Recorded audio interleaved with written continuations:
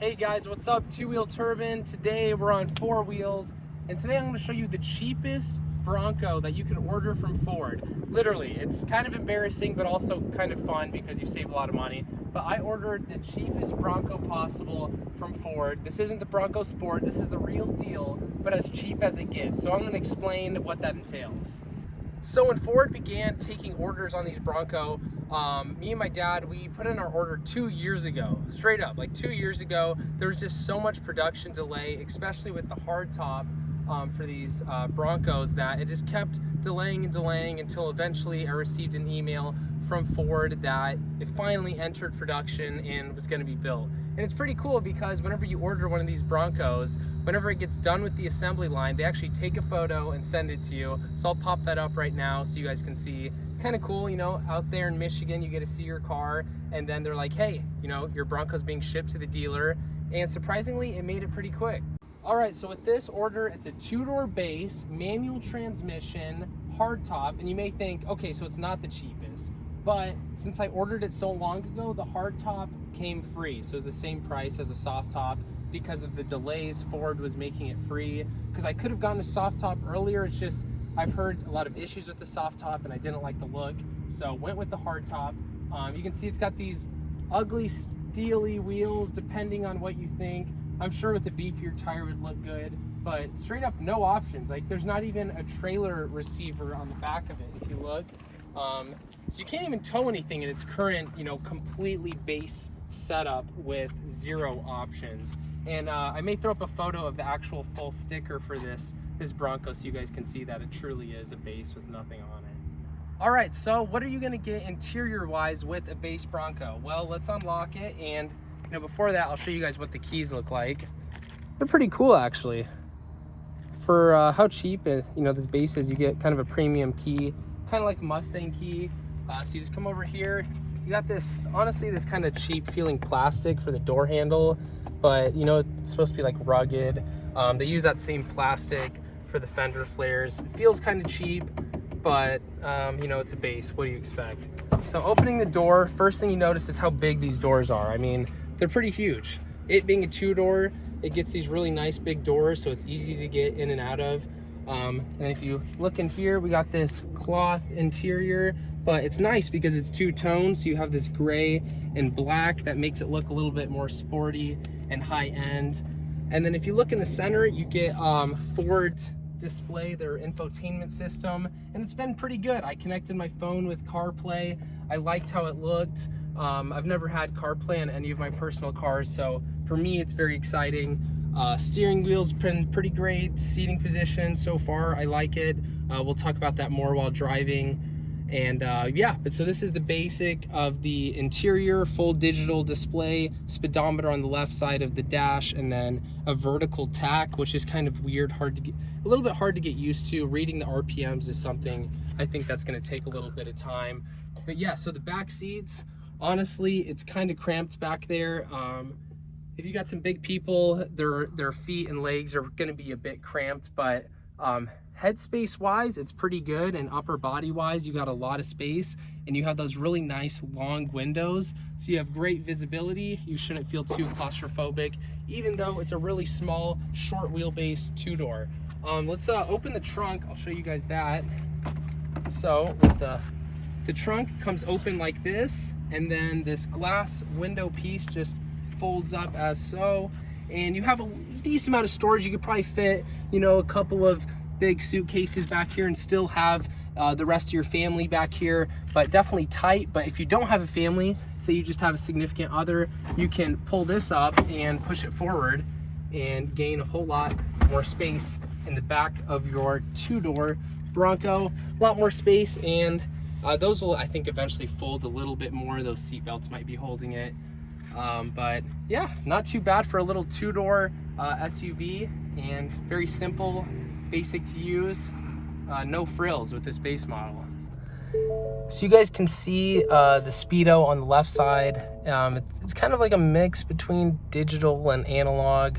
I guess it's more analog actually, but that tack is honestly something I kind of am not a huge fan of. It's just vertical, so watch, I'll rev it in neutral and you can see the revs going straight up like that. I don't know, it's not that intuitive, to be honest with you. It's probably just something I have to get used to, but here's your screen. Do ask later. You got Apple CarPlay, pretty nice. I like the gear shifter location. You got your, so to go into reverse, what you do is you pull up, as so, pull up, boom, there's reverse. Here's your backup camera. Honestly, for 2022, very poor quality. I'd say like 480p around there. I don't think it's even HD. You got your crawl control, which I think you do that. So when you're off-roading, what you can do is you can actually, usually you can get completely off the clutch and the Bronco will not stall typically in the crawl gear. It's really good for that. I've had a chance to take it on some light trails and another two-door Bronco. Here is your two-wheel drive, four-wheel drive selector. You can either go into low or high and mess around with the different goat modes, which is pretty cool. Nice physical buttons for climate control.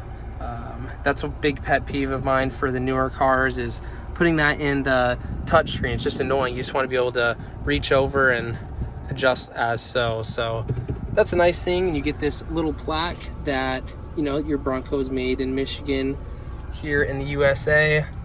And yeah, inside's not too bad. All right, guys, so I'm gonna do a first impressions drive. You're gonna get kind of a first person perspective point of view of what it's like. So here's neutral. It's going to first gear because we were in the manual base option. And so far the trans feels pretty good, very smooth. Like where the clutch grabs. The truck seems to be handling pretty well. Let's see. Let's get out on a faster road and go through some more of the gears.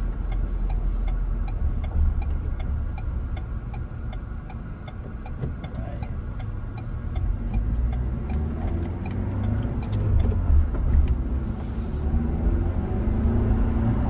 It's pretty quick. Looks pretty peppy for how small it is. A little bit of turbo noise. I just wish they put a tack that was horizontal and went across longer. So, bit of a pull. It's pretty quick.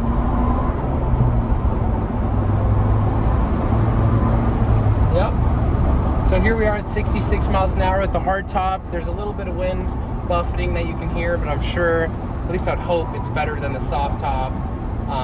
But with these street tires, that basically street tires that come on these base models, it's pretty quiet and don't really hear any engine noise.